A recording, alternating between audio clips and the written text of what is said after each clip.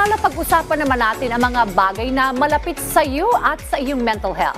Oras na para sa panibagong kwentuhang All About You, kasama ang millennial psychologist na si Rian Portugues. Panoorin po natin ito.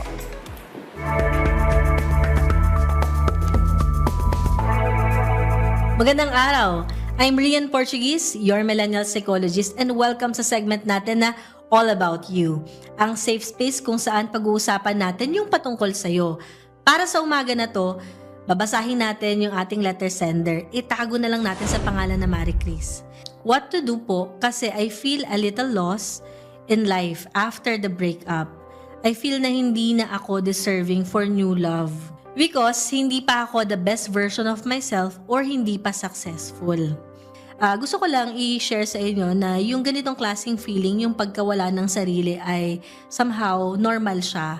Dahil syempre kapag nagkaroon ka ng relationship, 'di ba? Nandito yung pagkakataon na malaking bahagi ng life mo ay sineshare mo yung moments dun sa partner mo na yon or sa ex mo. At syempre, 'di ba, nandito din yung part na nasanay ka. May mga routine kayo, lagi mo siyang nakikita. At syempre, nandito na rin yung emotional investment. Kasama na din minsan yung iba, financial investment. Talagang sobra todo kung magmahal, no? Na halos wala nang tinitira sa sarili. Pwede nga natin i-connect dito yung tinatawag din natin na grief. Yung grief ay normal response sa loss, 'di ba? And pag pinag-uusapan natin yung sense of loss, hindi naman ito nakatago lang or talagang nakabox lang sa mga pangyayari tulad ng namatayan ka ng mahal sa buhay. Kasama na rin dito yung tulad nito, naging heartbroken ka. Una, pwede mong i-cut ties yung isang tao na talagang wala na sa life mo. So halimbawa, mag-start ka na pwede mo siyang i-unfriend, pwede mo siyang i-unfollow.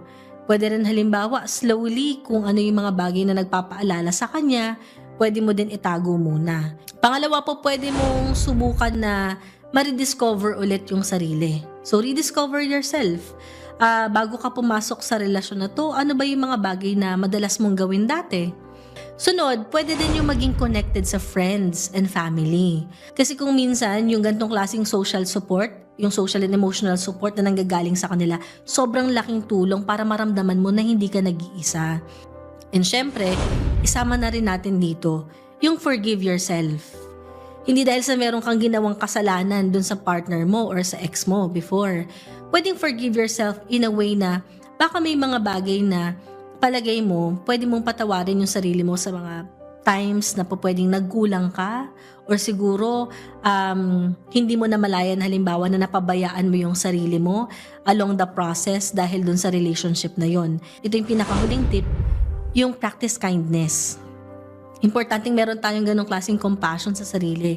Kung nagagawa nating maging mabuti sa ibang tao kapag sinusuportahan natin sila sa mga pagkakataong nagkukulang sila or nagkakaroon sila ng problema, huwag mo din kalimutan na maging mabuti din sa sarili. Sana makatulong din to para makapag-move forward ka. So tandaan, hindi magiging madali yung journey mo na to, pero slowly magagawa mo siya.